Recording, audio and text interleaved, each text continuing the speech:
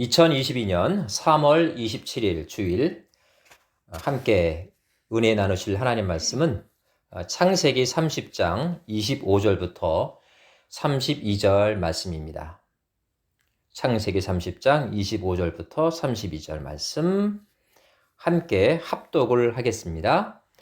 시작. 라헬이 요셉을 낳았을 때에 야곱이 라반에게 이르되 나를 보내어 내 고향 나의 땅으로 가게 하시되 내가 외삼촌에게서 일하고 얻은 처자를 내게 주시어 나로 가게 하소서.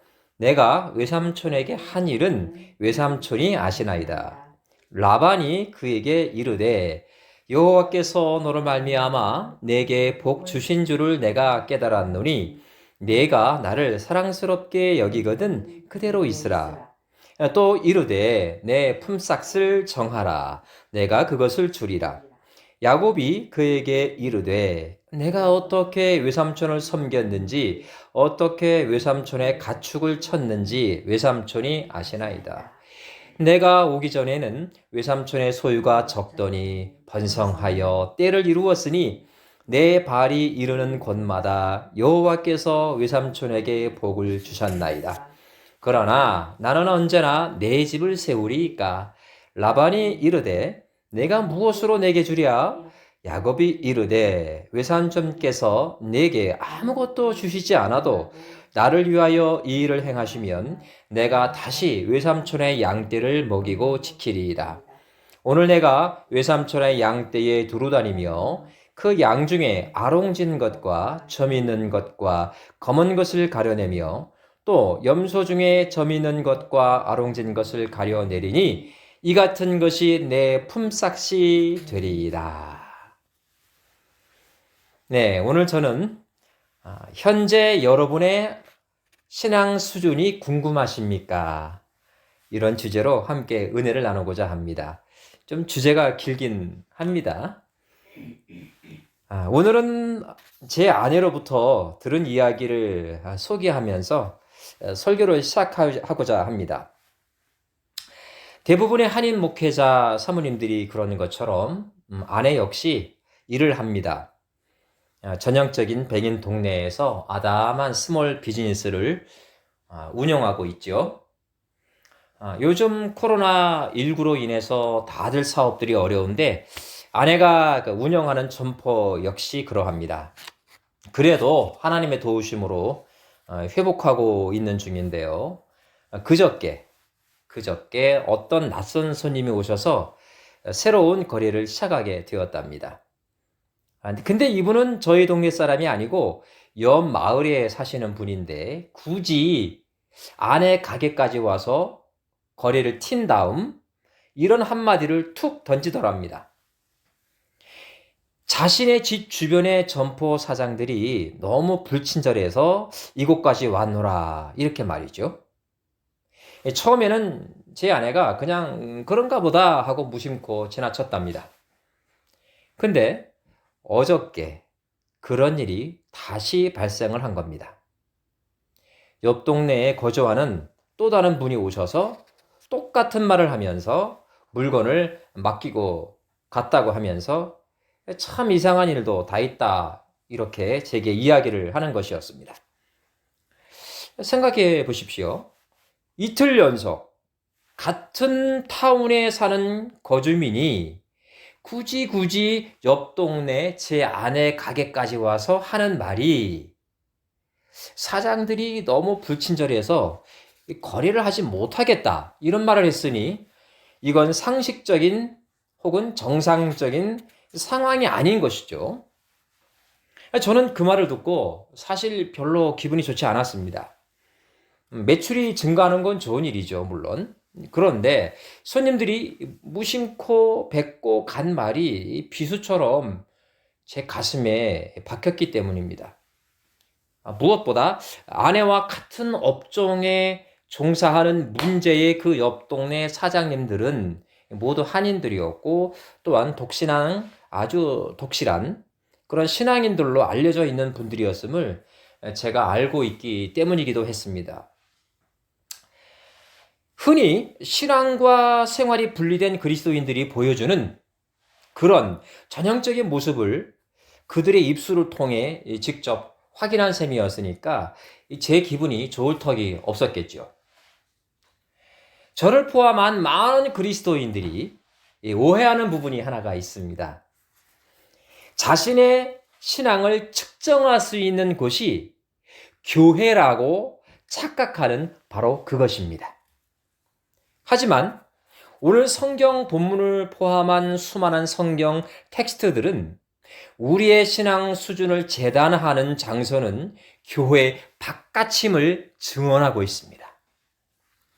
오늘 성경 본문의 주인공 야곱은 형 에서의 분노를 피해 외삼촌, 즉 어머니 리브가의 오빠인 라반의 집에서 가축들을 돌보고 있는 그런 상황입니다. 아버지 이삭으로부터 장자권을 빼앗은 대가이긴 했지만 결과적으로는 야곱은 20년 넘게 외삼촌의 양떼를 돌보며 들판에서 대부분의 시간을 보내게 됩니다. 결과적으로는 에서를 속인 거지만 아버지 이삭으로부터 장자의 축복을 뺏었으니까 결론적으로는 아버지 이삭으로부터 장자권을 뺏은 거지요. 그 시간들이 무려 20년이었습니다. 연단의 시간이요. 자기 성찰의 기간이었다고 봅니다. 아무튼 오늘 말씀을 보면 그는 11번째 아들인 요셉을 낳을 즈음에 외삼촌에게 자기의 본심을 드러냅니다. 나도 좀 독립을 하고 싶다고 말이죠. 여기서 야곱과 라반이 나누는 그 대화 속에서 우리는 오늘 설교의 주제인 현재 여러분의 신앙 수준이 궁금하십니까? 이것에 대한 대답을 구할 수 있게 됩니다. 먼저 26절을 주목해 주시기 바랍니다. 성경을 덮으면 안 돼요. 제가 읽어드리겠습니다.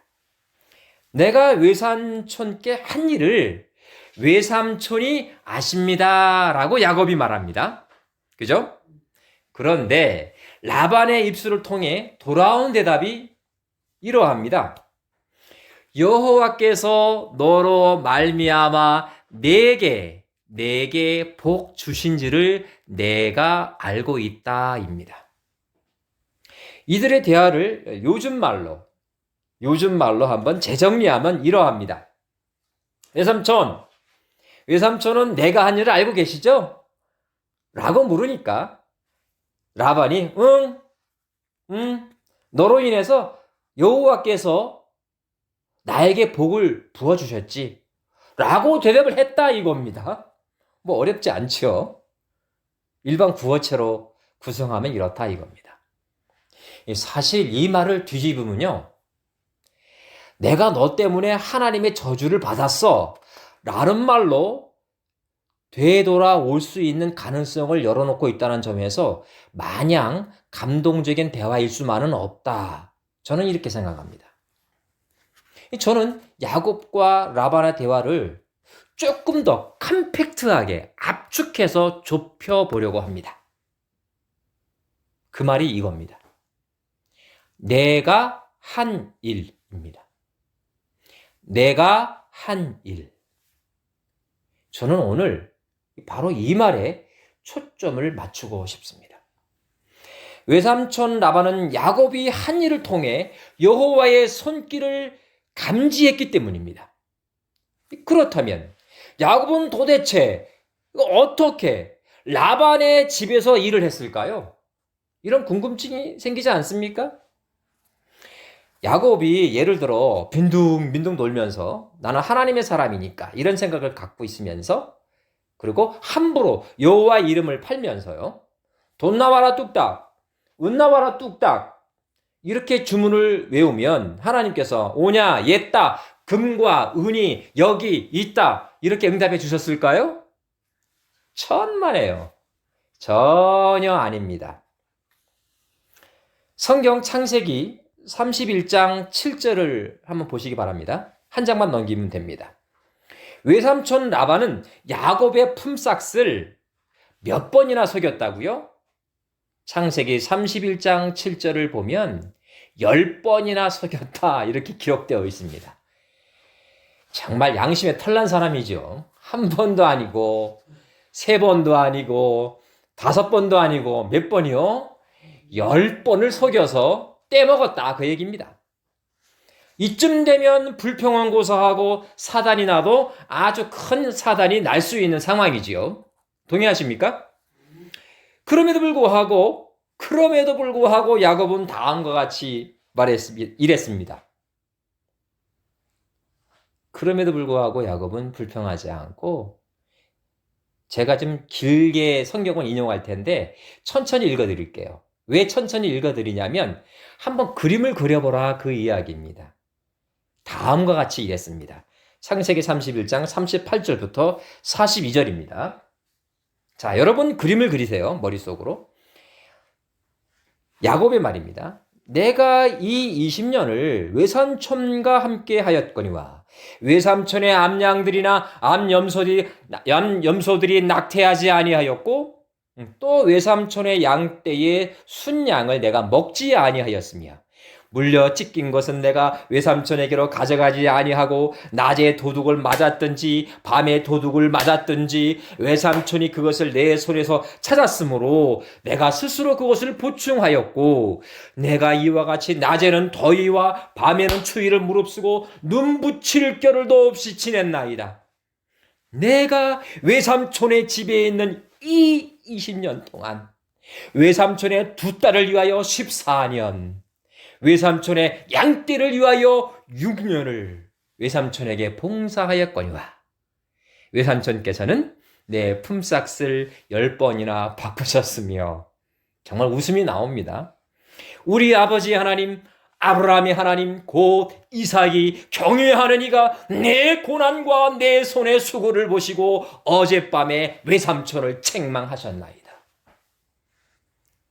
그림을 그리셨습니까? 얼마나 야곱이 개고생을 하였는지. 야곱의 말을 정리해보면 다음과 같습니다. 양들과 염소들이 낙태하지 않도록 잘 관리했다. 외삼촌 몰래 배가 고플 때라도 양떼와 염소를 잡아먹지 않았다. 도둑 맞은 짐승 숫자를 잘 보충해서 채워 넣었다. 낮에 더위와 밤에 추위를 견디며 짐승들을 맹수들로부터 지켰다. 눈 붙일 겨를조차 없이 밤낮으로 일했다. 그런데 외삼촌께서는 내 수고비를 10번이나 변경해서 착복했다. 하지만 하나님께서 내 고난과 내 손의 수고를 기억하셨다. 좀 일목요연하죠. 이렇게 7가지로 정리가 됩니다. 첫 번째부터 6번째까지는 신앙 외적인 요인입니다. 마지막 하나만이 신앙 내적인 요소입니다. 그리고 이 신앙 외적인 요인들과 신앙 내적인 부분들은 결코 분리되어 있지 않고 불가분의 관계로 잘 연결되어 있다는 걸 금방 아셨을 겁니다. 여호와 하나님께서는 야곱이 들판의 목장에서 행한 그의 수고와 인내를 기억하시고 그에게 큰 복을 허락하셨고, 야곱이 받은 복으로 인해서 누가 곁다리를 낀 겁니까? 외삼촌 라반도 함께 거부가 되었습니다. 참 너무 멋있지 않나요? 다시 30장 26절로 돌아가 봅니다. 한 장을 다시 뒤로 돌아가면 됩니다. 내가 한 일이었잖아요. 30장 26절. 내가 한 일. 근데 가운데 뭐가 빠져 있습니다. 대상에 빠져 있어요. 내가 한 일을 한 일인데 누구한테 한 일입니까? 외삼촌에게 한 일입니다. 이거 꼭 기억해 두셔야 됩니다.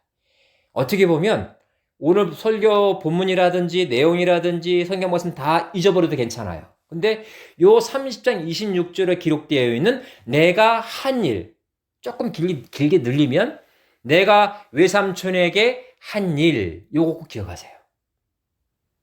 지난 20년 동안 야곱에게 닥친 극적인 변화의 핵심은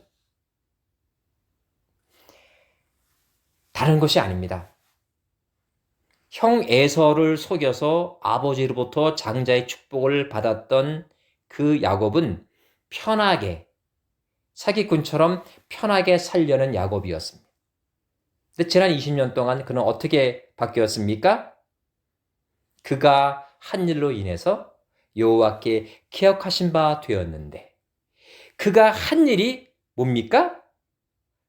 여호와께 한 일이 아니라 외삼촌 라반에게 한 일로 인하여 여호와 하나님께서 기억하신 바가 되었다, 이겁니다.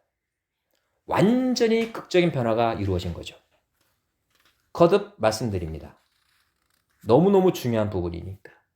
야곱은 외삼촌 라반에게 한 일, 이렇게 말했지 여호와 하나님께 한 일이라고 말하지 않았다는 거 꼭 기억해 두셔야 합니다.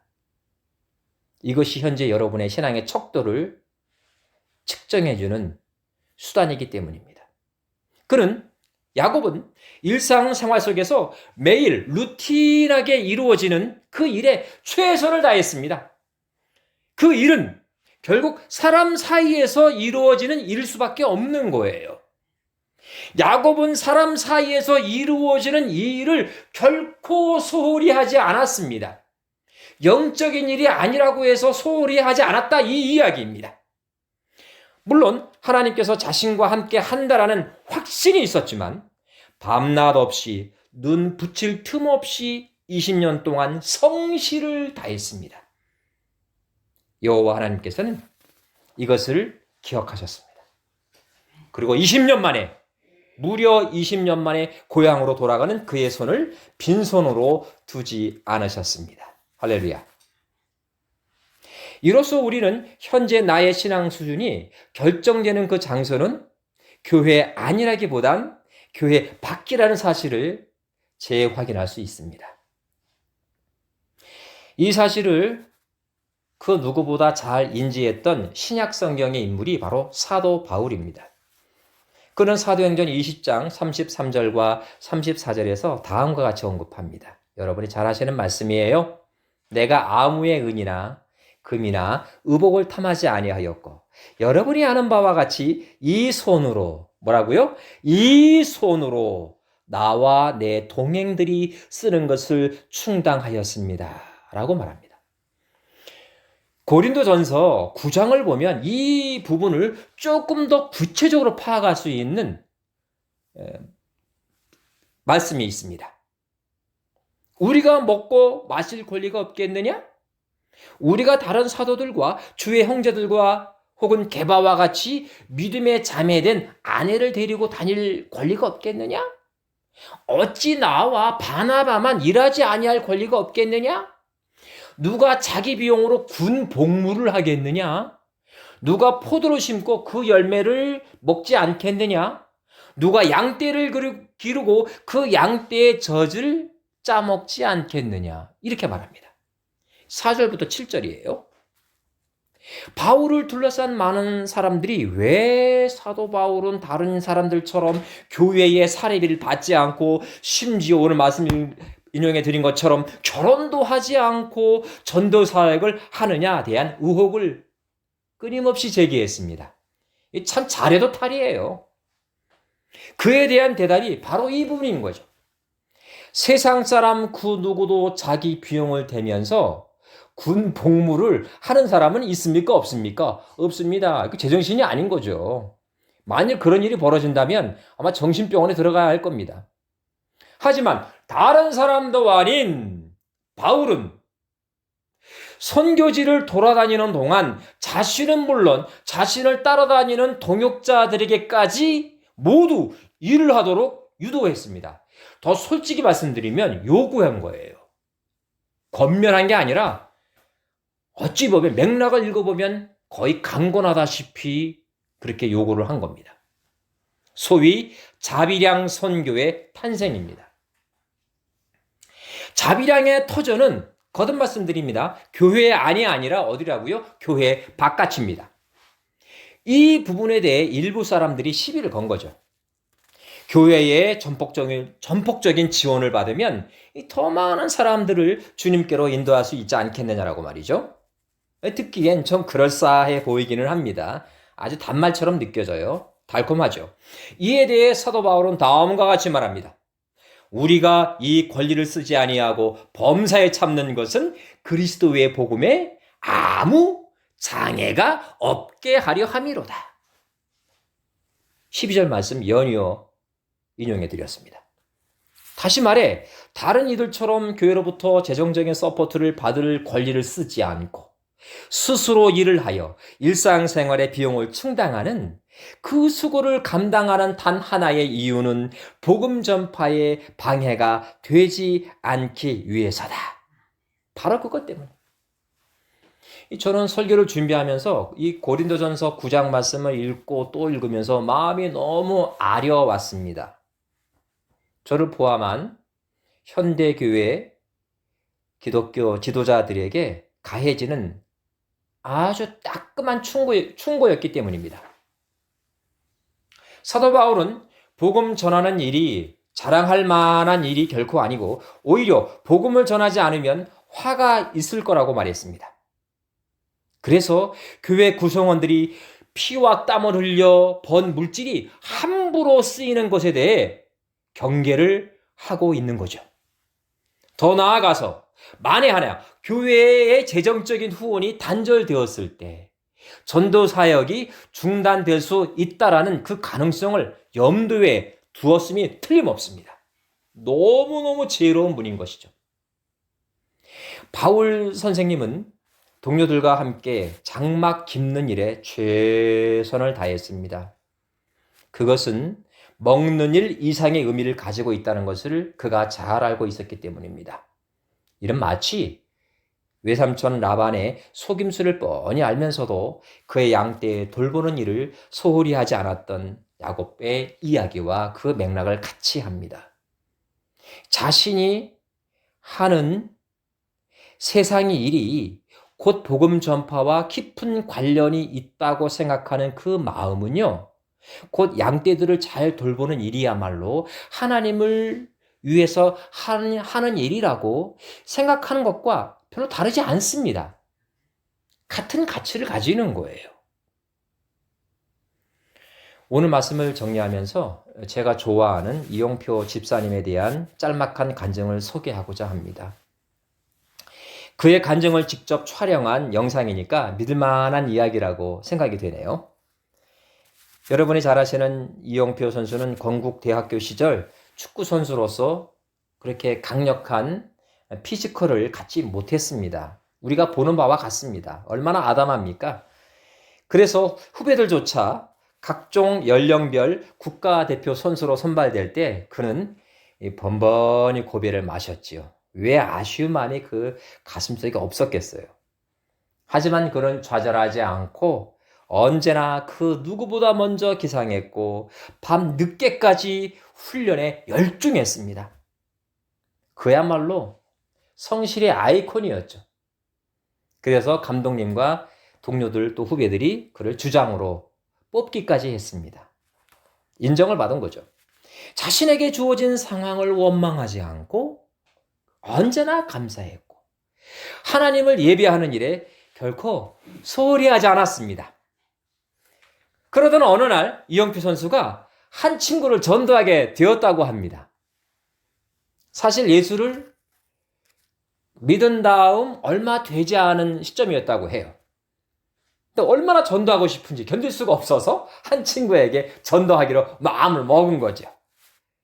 그래서 나랑 같이 교회 갈래? 라고 물었답니다.